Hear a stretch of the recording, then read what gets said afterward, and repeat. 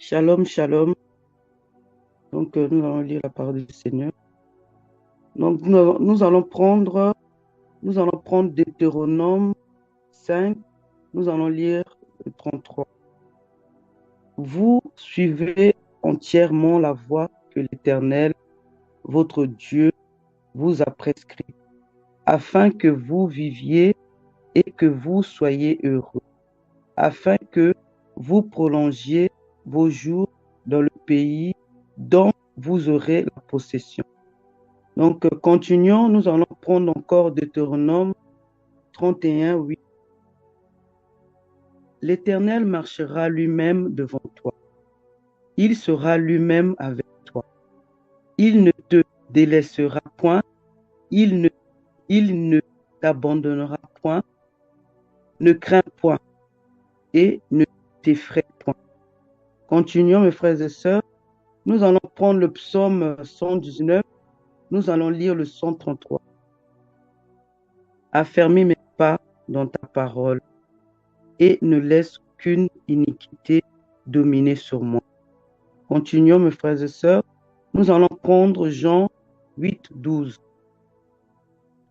Jésus leur parla de nouveau et dit, je suis la lumière du monde. Celui qui me suit ne marchera pas dans les ténèbres, mais il aura la lumière de la vie. Continuons. Nous allons prendre 2 Thessaloniciens 3, 5. Que le Seigneur dirige vos cœurs vers l'amour de Dieu et vers la patience de Christ. Pour finir, mes frères et sœurs, nous allons prendre encore Jean 12, 26. Si quelqu'un me sert, qu'il me suive. Et là où je suis, là aussi sera mon serviteur. Si quelqu'un me sert, le Père l'honorera. Voilà. Voilà, mes frères et sœurs. Moi, c'est un petit message pour dire aux frères et sœurs, Dieu peut changer ta vie, Dieu peut renouveler ta vie, Dieu peut te, te, te combler de joie. Hein. Tu as ta vie tu as battu, hein, tu te sens perdu, tu tournes en rond. Dieu peut faire ça. Dieu n'abandonne jamais ses enfants. Hein. Tu es perdu, même si tu as perdu quelqu'un de la famille, confie-toi au Seigneur, confie-toi au Seigneur. Viens vers lui, parle-lui, confie-lui tes douleurs. Il t'abandonnera jamais. Il t'abandonnera jamais. Secoue-toi. Hein. Ne te laisse pas abattre. Ne te laisse pas désespérer. Oh oui, j'ai perdu mon mari. Oui, j'ai perdu mes enfants. J'ai plus rien. Hein. Tu vas rentrer dans la dépression. Tu vas rentrer dans la dépression et ça n'ira plus. Après, ça va t'amener à la mort. Non, mon frère, non, ma soeur. Secoue-toi. Parle au Seigneur. Demande au Seigneur, Seigneur, j'ai toi comme ami fidèle. Seigneur, j'ai que toi pour la protection de mon mari. J'ai mon mari qui est malade. J'ai ma femme qui a des problèmes sérieux. J'ai toi, Seigneur, j'ai toi. Au fait, il y a beaucoup de gens qui ne savent pas. Ils disent, non, j'ai des soucis. Le Seigneur m'a abandonné. Le Seigneur n'abandonne jamais ses enfants. Tu sais que tu es là en vie. Tu es là en vie, c'est une grâce. Il ne faut pas te lamenter. Il ne faut pas vraiment, oui, j'ai perdu un enfant, j'ai perdu, je suis allé à l'hôpital, j'étais enceinte, j'ai perdu. Non, parle au Seigneur, parle, rentre vraiment dans la profondeur, dans la prière, dans la chambre. Tu parles sans cesse. Tu dis, Seigneur, qu'est-ce qui se passe? Seigneur, hein, qu'est-ce qui m'arrive? Seigneur, c'est toi qui m'as donné cette vie. C'est toi, j'ai confiance en toi. J'ai confiance en toi, Seigneur. J'ai confiance en toi. Je n'ai pas confiance aux hommes. Je n'ai pas confiance ni aux femmes qui prêchent. J'ai confiance en toi parce que je sais que toi vas renouveler ma vie. Il faut parler, il faut parler, il ne faut pas laisser. Parce que le diable, il va venir. Vous avez vu quand le diable, il a fait au Seigneur Jésus. Oui, je vais te montrer les miracles. Je vais te faire ça. Oui, il faut m'adorer. On ne peut pas adorer le diable. On peut qu'adorer notre Seigneur. On peut que lui parler. Il nous fait du bien. Il nous renouvelle. Tu as perdu un mari, c'est pas grave. Je sais que tu auras la douleur. Parle au Seigneur. Dis au Seigneur, je sais que, Seigneur, si c'est arrivé, peut-être c'est toi qui as voulu que ça soit, mais Seigneur, vraiment aide-moi. J'ai pas envie de rester dans la dépression. J'ai pas envie de perdre ma vie. J'ai envie de te suivre, Seigneur. Tu es ma force. Tu es ma force, Seigneur. Mon message, c'est pour dire que tu ne peux pas te laisser rabattre, tu ne peux pas te laisser dominer par le diable, tu ne peux pas te baisser les bras parce que tu as eu un chagrin, tu as eu une perte.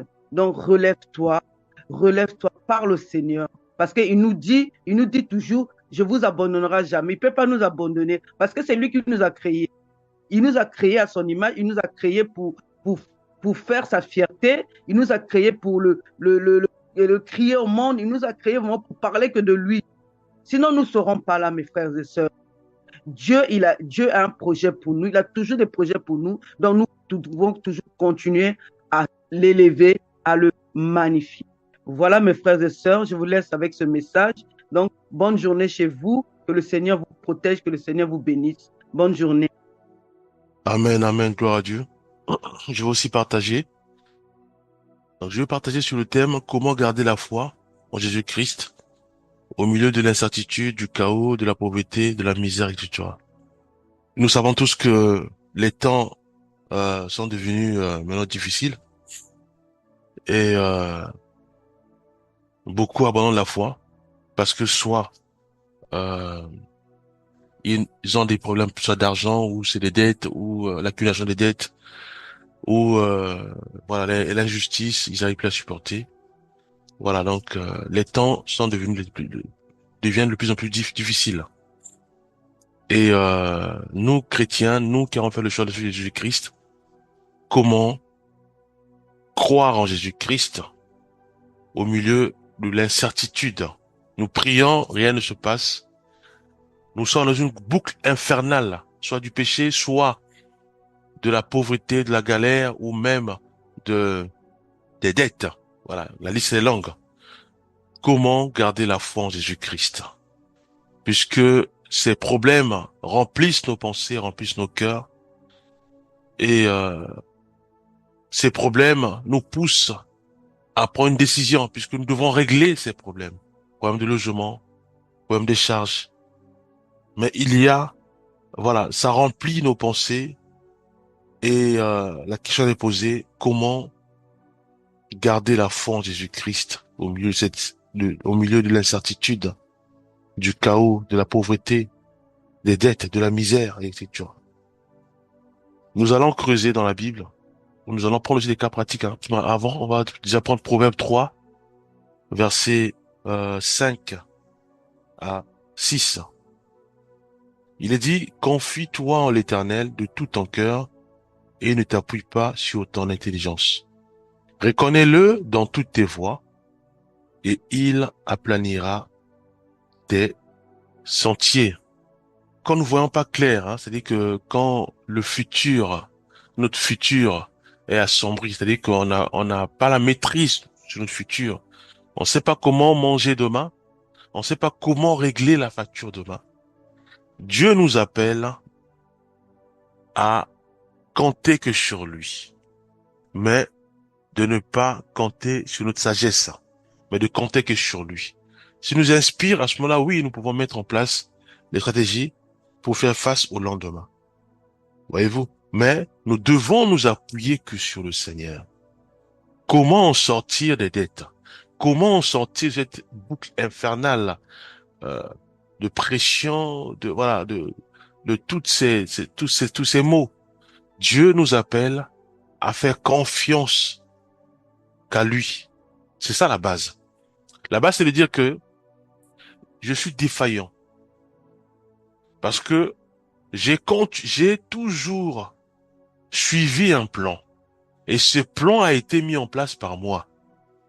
Tout au long de ma vie, j'ai fait confiance qu'à moi-même. J'ai pris des décisions, j'ai fait des choix émanant de ma décision. Au début, ça a marché, mais il y a un moment où ça bloque. Pourquoi ça bloque? Parce que j'ai fait des choix et j'ai pris des décisions émanant de ma propre volonté. Et aujourd'hui, si je me retrouve dans l'incertitude, si je me retrouve dans bien des tourments, si je me retrouve soit en prison, si je me retrouve soit dans les drogues, dans, dans la prostitution, si je me retrouve dans où mes pensées, où mon cœur est rempli d'une sorte de pensées, c'est parce que j'ai pris des décisions et ces décisions m'ont conduit vers l'incertitude, m'ont conduit vers le chaos. C'est pour ça que Dieu, dans Proverbe 3, 5 à 6, nous demande maintenant, confie-toi en l'Éternel de tout ton cœur. Nous devons être sérieux. Fini l'hypocrisie, puisque Dieu nous appelle à nous confier à lui de tout notre cœur. Et il dit, et ne t'appuie pas sur ton intelligence. Pourquoi? Parce que ça a failli. Parce que ça ne marche plus. Parce que la stratégie prise, qui consistait à prendre la décision émanant de ma propre volonté, ne marche plus. C'est ça que Dieu maintenant m'appelle. Il dit à moi de ne plus m'appuyer sur mon intelligence. Il dit, reconnais-le. Donc nous devons parfois prendre le temps de nous examiner. Prends le temps d'analyser chaque situation. Prends le temps de faire un bilan. Reconnaître ce qui a marché et reconnaître ce qui n'a pas marché. Mais Dieu nous fait comprendre ceci, que aussi longtemps que nous allons prendre les décisions émanant de notre propre volonté, aussi longtemps que nous allons prendre les décisions émanant euh, de notre cinq sens, à travers nos yeux et autres, aussi longtemps que nous allons prendre des décisions sans associer le Seigneur, forcément, il y aura un moment où ça va coincer. Nous allons nous retrouver dans les dettes. Nous allons nous retrouver dans la drogue. Nous allons nous retrouver dans la prostitution. Nous allons nous retrouver à faire, soit à voler. La liste est longue. Voyez-vous? Parce que les décisions prises, elles ne sont pas validées par Dieu. Donc forcément, ça va coincer. Tôt ou tard, ça va coincer. Et nous devons reconnaître cela. Nous avons fait des choix et ces choix nous ont menés dans l'impasse, dans l'incertitude, dans le chaos, dans la pauvreté. Voyez-vous, la liste elle est longue aussi. Maintenant, Dieu nous demande simplement maintenant de tout requalifier. Il faut tout réorganiser, tout changer. La stratégie qui ne marchait plus, on l'abandonne, on l'enterre. Donc ça veut dire quoi? Je ne fais plus confiance à moi, mais je fais confiance maintenant à Dieu. Donc je change radicalement la stratégie.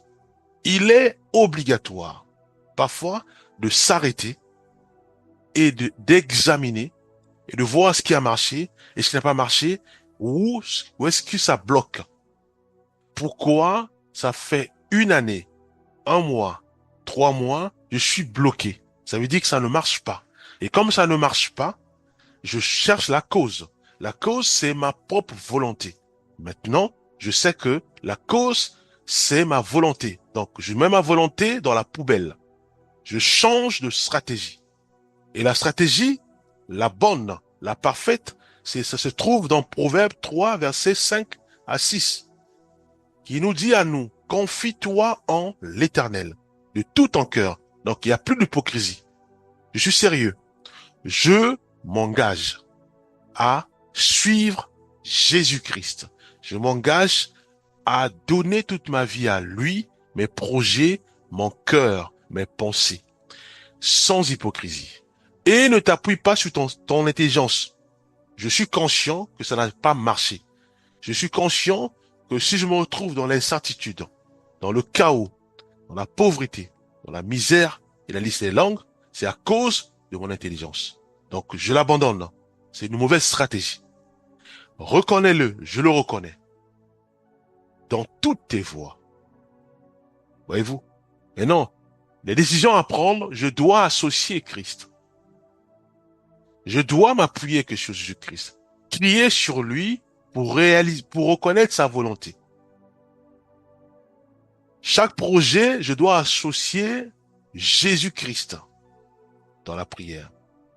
C'est ça, reconnais-le dans toutes tes voies. Et il aplanira tes sentiers. Voyez-vous la stratégie qui marche? Je m'appuie sur le Seigneur. Je suis dans la misère. Je me retrouve au milieu de l'incertitude. Je ne sais plus quoi faire. Mes pensées sont remplies de toutes sortes de projets. Qui ne n'ont pas le Seigneur? Mais notre Dieu me demande à moi de m'arrêter, demander pardon. C'est ce qu'on appelle la confession. D'abandonner tout ce que je reçois comme pensée. La stratégie émanant de ma propre volonté, je dois aussi l'abandonner pour suivre Christ. Prenons Jean 16, 33. Je vous ai dit ces choses afin que vous ayez la paix en moi. Vous aurez des tribulations dans le monde, mais prenez courage, j'ai vaincu le monde. Voyez-vous? Donc, forcément, il y aura un moment où nous allons nous retrouver face à l'incertitude, face au chaos, face à la pauvreté, face à la misère. Maintenant, quelle sera notre attitude? Quel sera notre comportement? Quelles seront les décisions? Quelles seront les décisions que nous allons prendre? Mais nous savons déjà que nous devons nous appuyer que sur Jésus-Christ. Nous savons déjà que nos propres décisions ne marchent plus. La stratégie, elle est mauvaise. Voyez-vous? Et ce qui est mauvais finit dans la poubelle, forcément.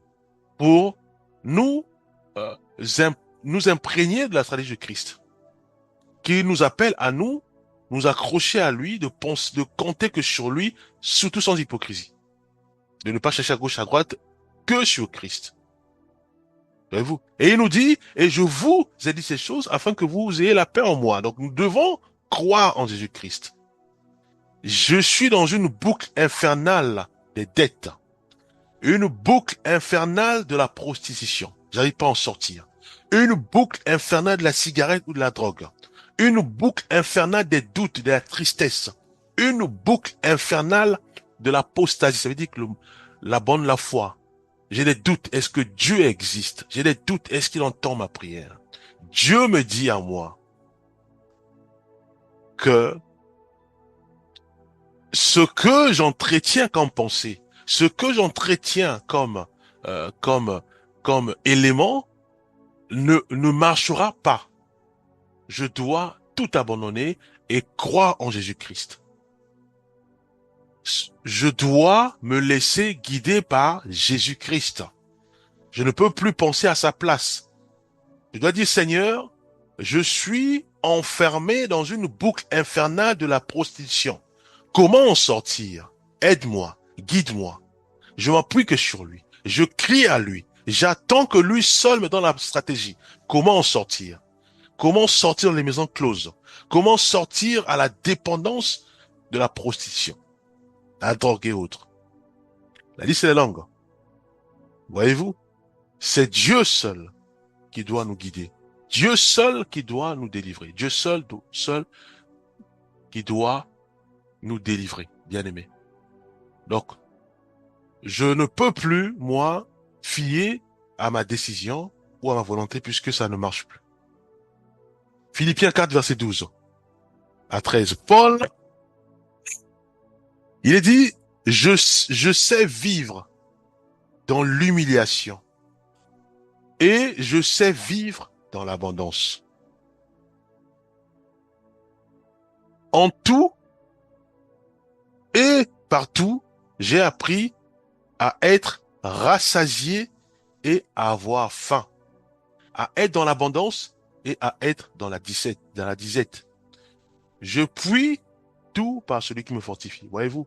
Donc, forcément, il y a un moment, il y aura des vagues de la dette, les vagues de la tristesse, les vagues de la haine, les vagues de la peur, les vagues. Ça va arriver, bien aimé. Ça s'appelle les tempêtes. Alors, ma foi, elle est basée sur qui? Est-ce que ma foi, elle est basée sur ma propre volonté à anticiper des choses? Ou ma foi est basée sur Jésus-Christ, lui qui met en place mon futur. C'est lui qui met en place mon futur.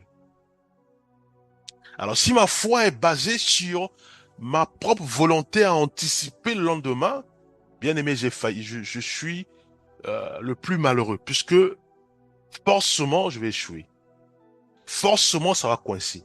Forcément, je vais me retrouver dans une boucle infernale des dettes, boucle infernale de la tristesse, de l'incertitude, du chaos et de la pauvreté.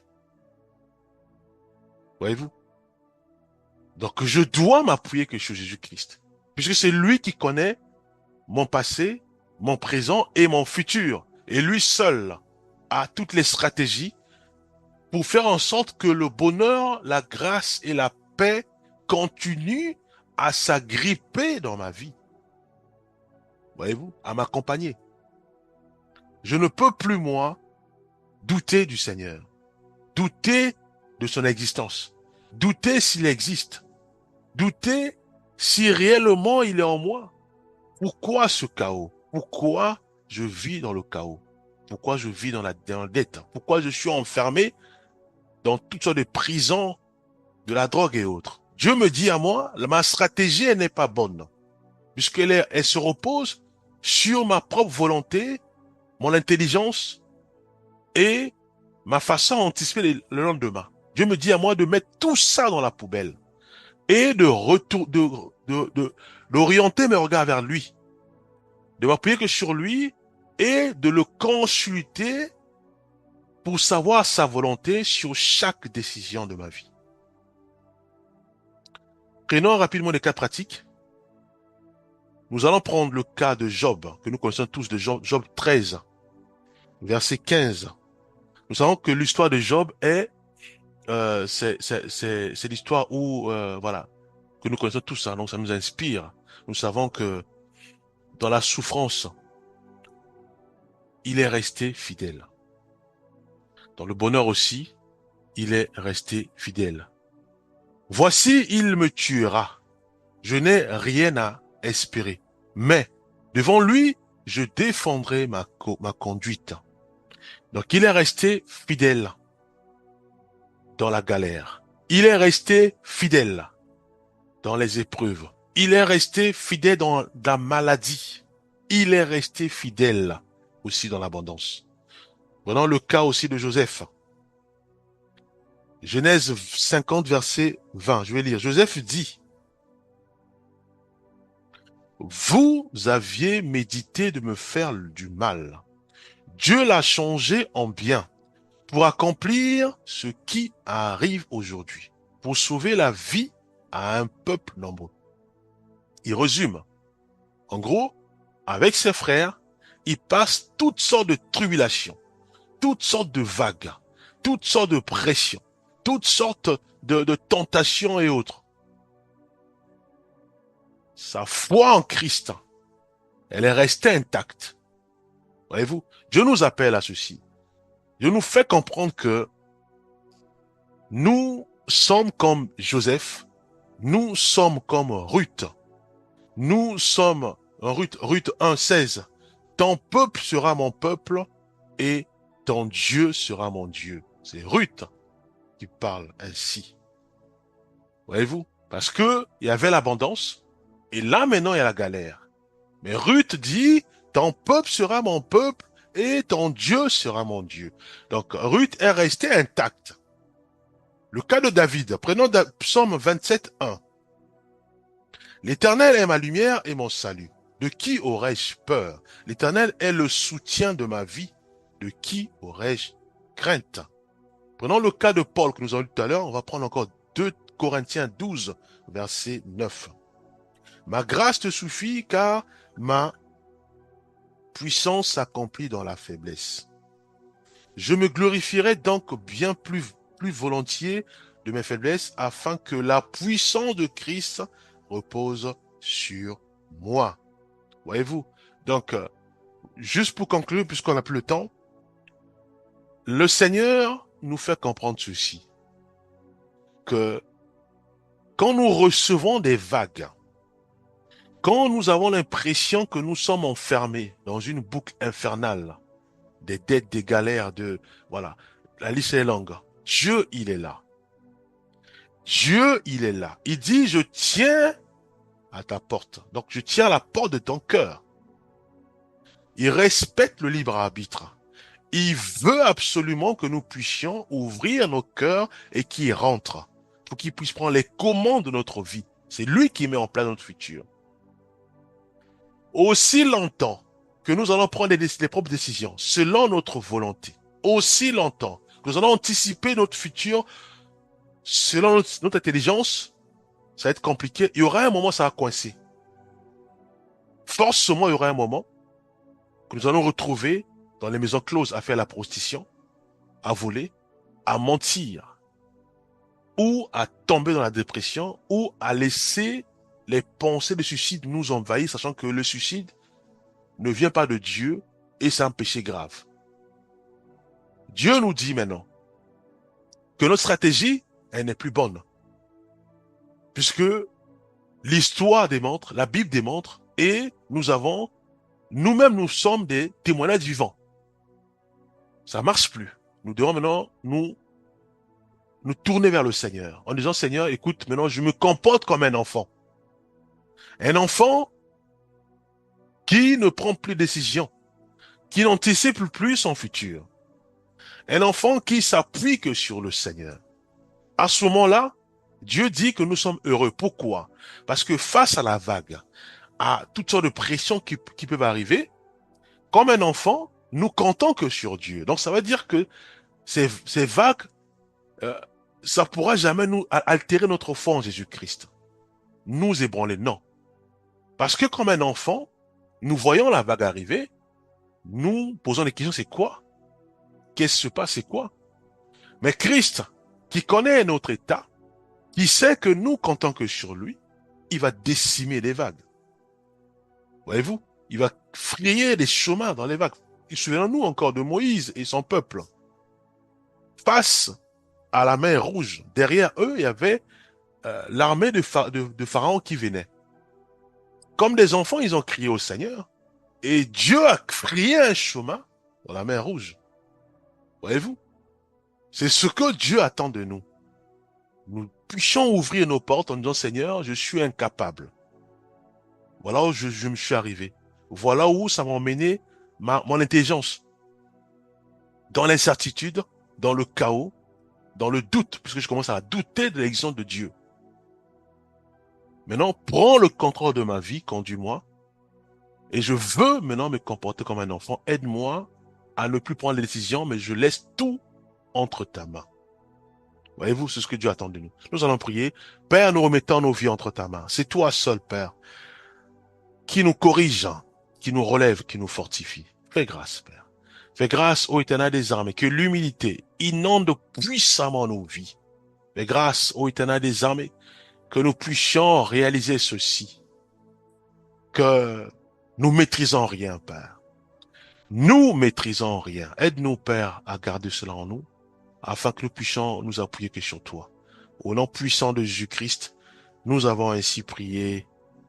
Amen.